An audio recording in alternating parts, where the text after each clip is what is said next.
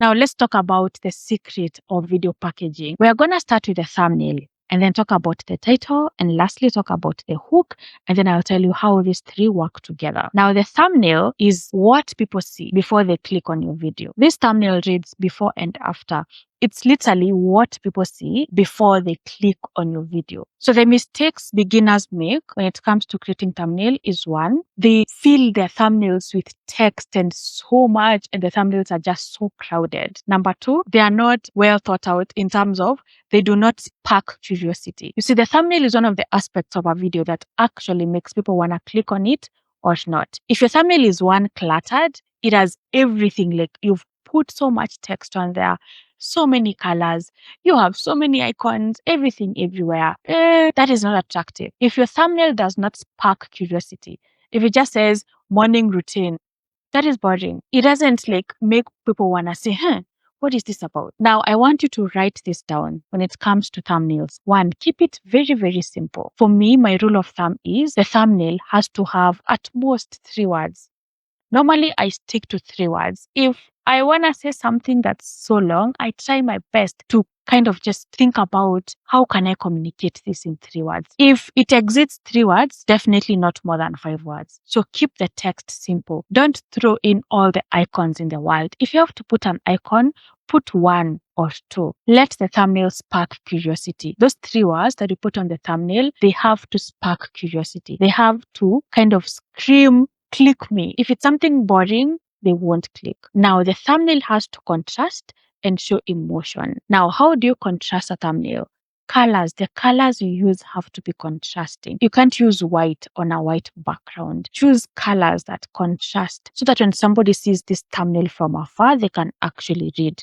You see, when a video is being suggested or when you see it on the YouTube home tab, the thumbnail is not that big. So if your text is not contrasting, people won't really be able to read what's in your thumbnail. So make sure the words, the colors you use, they're contrasting. Now bring out the emotions. Emotions plus, the color contrast plus the words you put on the thumbnail will work together to kind of spark this curiosity and to actually communicate what you want people to actually see so they can click on your video. Now, for emotions, it's advisable to use a picture of you. All my thumbnails have my face on it. I have seen creators who sometimes do not put their faces on the thumbnail. They have like a graphic, something that shows what they're trying to communicate. There is this creator who had created this video about growing on YouTube and he didn't have his face on the thumbnail, but there was like a graph showing the evolution of man. If you can create a thumbnail like that kind of communicates and sparks curiosity, then go ahead and do that. But it's advisable when starting to just put your face. All my thumbnails have my face on them because I feel like I can communicate emotions through my face. Like if it's a happy video, you'll see me smiling. If maybe I'm saying something uncomfortable, you'll see a different, emotion.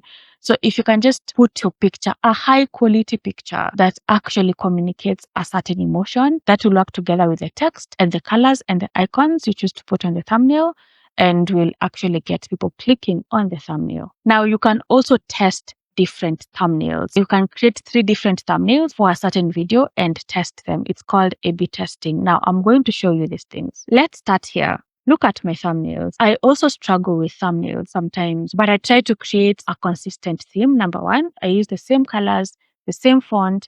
So the colors I go for are yellow, black, and white.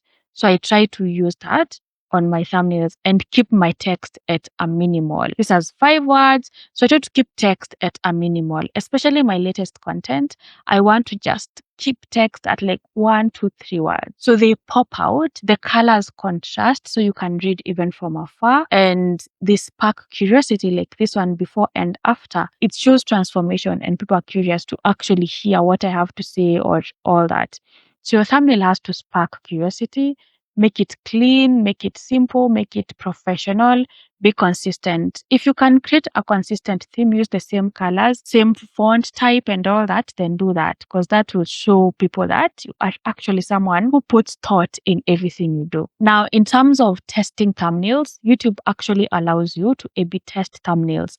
So when you are uploading your content and optimizing it, which is something we will talk about, you can put like 3 variations of your thumbnail. So you design 3 thumbnails and then you test. So YouTube will show each thumbnail to viewers, and then according to the one that viewers click on most, YouTube will actually determine which one works best.